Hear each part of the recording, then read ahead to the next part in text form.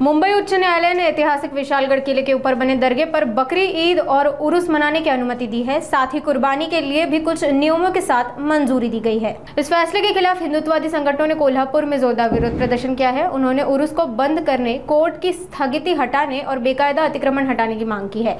हिंदुत्ववादी नेताओं ने चेतावनी दी है कि अगर उनकी मांगे नहीं मानी गई तो संतप्त शिवभक्त उर्स को उखाड़ फेकेंगे।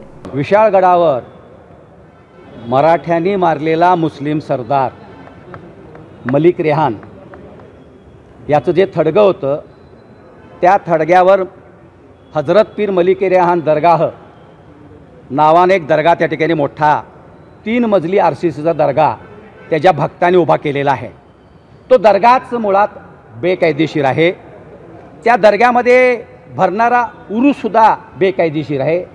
गेल्या वर्षी हिंदू एकता आंदोलनानं मागणी केली होती की त्या उरसावर बंदी घाला आणि त्या मागणीची दखल घेऊन कोल्हापूर जिल्हा प्रशासनानं त्या उरसावर बंदी घातली होती।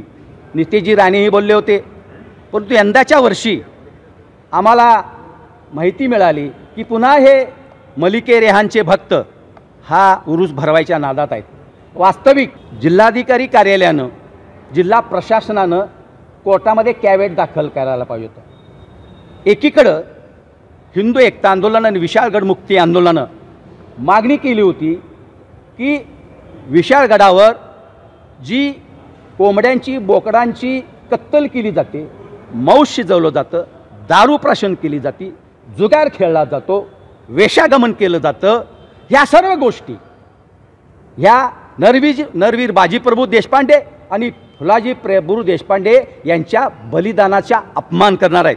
आणि म्हणून पहिला निर्णय ह्या राज्यातल्या सरकारनं घेतला म्हणजे विशाळगडावर कोंबडे बोकडं कतलीला परवानगी नाकारली, मांस शिजवायला बंदी घातली आणि दारू प्राशन करायला बंदी केली। एकीकडे कोल्हापूर जिल्हा प्रशासन आणि महाराष्ट्रातलं सरकार विशाळगडावर कतलीला, मांस शिजवायला आणि दारू प्राशन करायला बंदी घालतं आणि दुसरीकडे न्यायालय त्याच ठिकाणी त्याच विशाळगडावर हे परवानगी देतं उरूस भरवायला।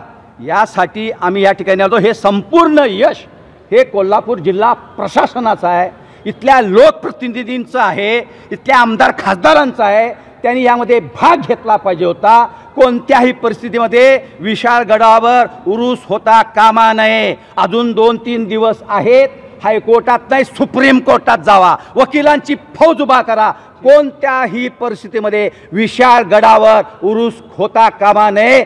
उरूस जर भरवायचा प्रयत्न केला तर शिवभक्त, संतप्त शिवभक्त या नरवीर बाजीप्रभू देशपांडेंचा, नरवीर फुलाजी प्रभू देशपांडेंच्या बलिदानाचा अपमान करणारा उरूस उधळून लावल्याशिवाय स्वस्थ बसणार नाही असा इशारा या ठिकाणी देतो। कायदा सुव्यवस्थेचा प्रश्न निर्माण व्हायचा नसेल तर कोल्हापूरच्या जिल्हाधिकाऱ्यांनी विशेष दंडाधिकाऱ्याची पावर वापरून कायदा सुव्यवस्थेचं त्या ठिकाणी हे करून या उरसावर बंदी घालावी।